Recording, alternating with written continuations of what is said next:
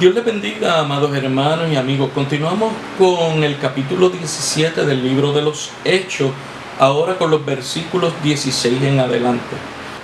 Recordando que Pablo y Silas habían sido puestos en libertad y que ahora no solo iba Pablo y Silas, sino que también iba con ellos Timoteo.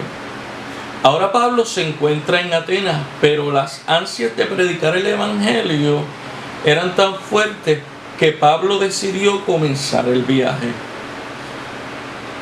Pablo comienza predicando y observaba en la ciudad que estaba llena de ídolos. La definición de ídolo es una imagen o esfinge de culto que es adorado o reverenciado.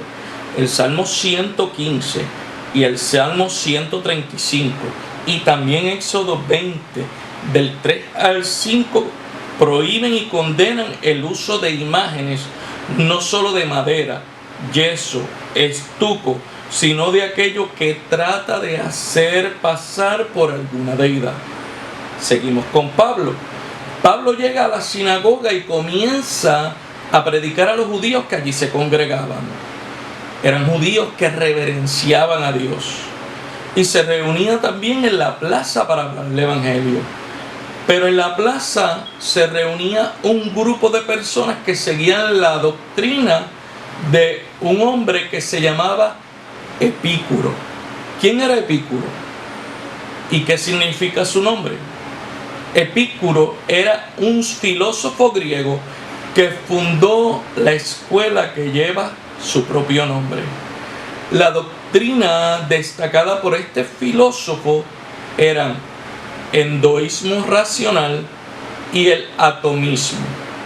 Epicuro significa aliado o camarada. La gente seguía la doctrina de Epicuro, se molestó con Pablo, pues decía que era un charlatán, porque predicaba a un Dios que ellos, los atenienses, no conocían.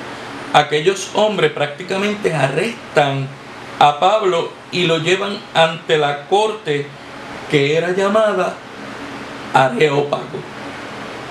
El Areópago es un monte situado al oeste del Acrópolis de Atenas, sede del Consejo. Las acusaciones hacia Pablo eran difundir nueva doctrina.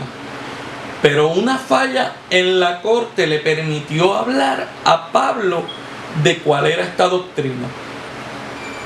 ¿Cuál fue la falla? Si vemos en el capítulo 17, el versículo 20, dice: ¿por qué difunde palabras extrañas a nuestros oídos? Por tanto, deseamos saber qué significan estas cosas. Esa fue la falla. Esta falla fue la puerta para que Pablo continuara hablando en la corte sobre el evangelio y sobre Jesús. Pues los atenienses tenían deseos de escuchar cosas nuevas.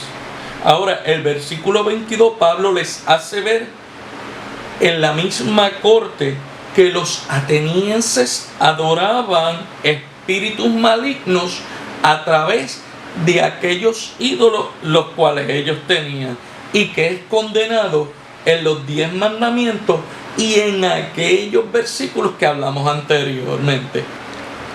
Pablo, que era un hombre que era observador, se arreguinda de un lugar que vio, el cual estaba vacío, y lo único que tenía era una inscripción el cual decía: al Dios desconocido. Y Pablo utilizó aquella frase de aquel lugar para comenzar a predicar de Dios, del evangelio de Jesucristo y de las buenas nuevas de salvación. Allí en aquel lugar, Pablo predicó, y muchos en la corte creyeron y siguieron a Pablo por causa del evangelio. Se mencionan 2 personas las cuales siguieron a Pablo. Una fue Dionisio, que era uno de los jueces del Areópago. y nada más y nada menos también que una fémina, la cual se llamaba Damaris.